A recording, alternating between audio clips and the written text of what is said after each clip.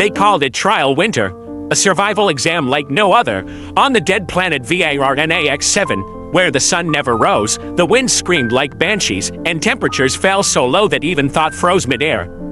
12 species entered, only one would emerge. The Galactic Coalition had devised it as a neutral endurance test.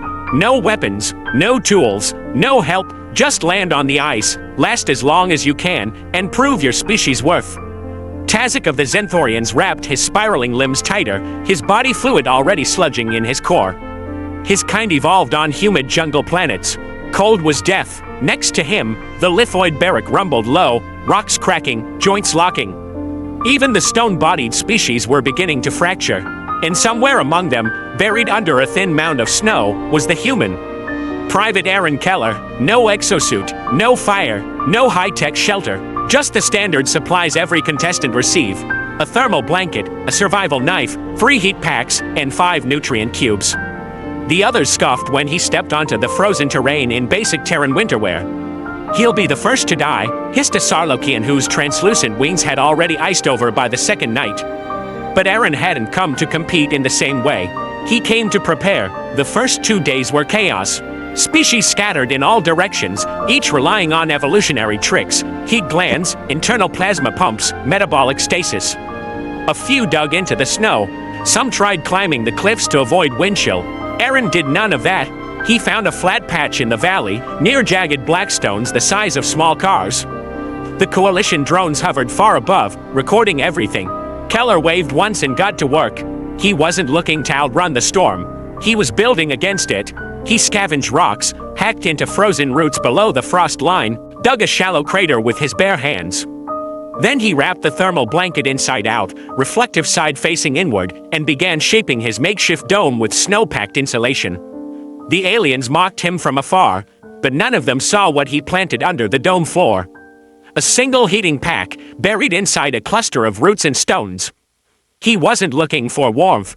He wanted thermal mass, to create a stable, slow-release heat pocket. Primitive, inefficient, but it worked. By night 4, the ice storm thickened.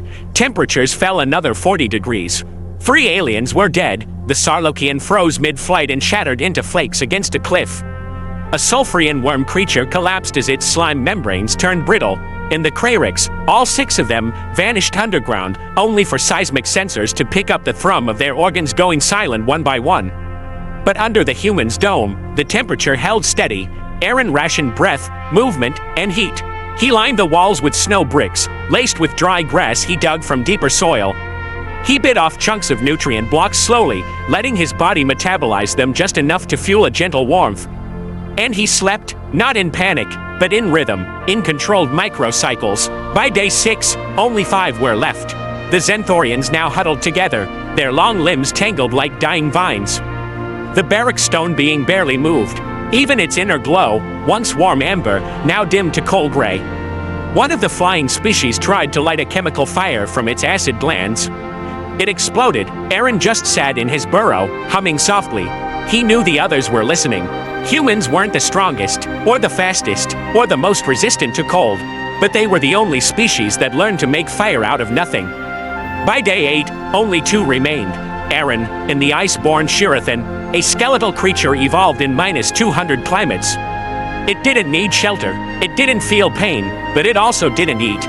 And now it moved slowly, its long limbs cracking with each step, signaling metabolic collapse. On day 9, the Shirathan stood motionless. And on day 10, it toppled.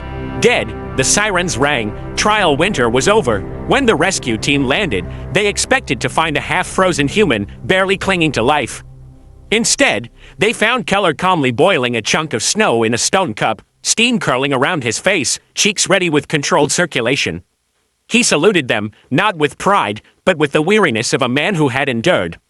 Post-analysis shocked the Galactic Coalition. The other species had relied on biology. The human had relied on engineering. The others had fought the cold. The human had embraced it and adapted. In a galaxy where strength and evolution were celebrated, it was the one who built a shelter from scraps that proved victorious. And so, for the first time in Coalition history, the human survival doctrine, adapt, improvise, overcome, was added to the Universal Training Index. Because while others froze in pride, the human lit a fire.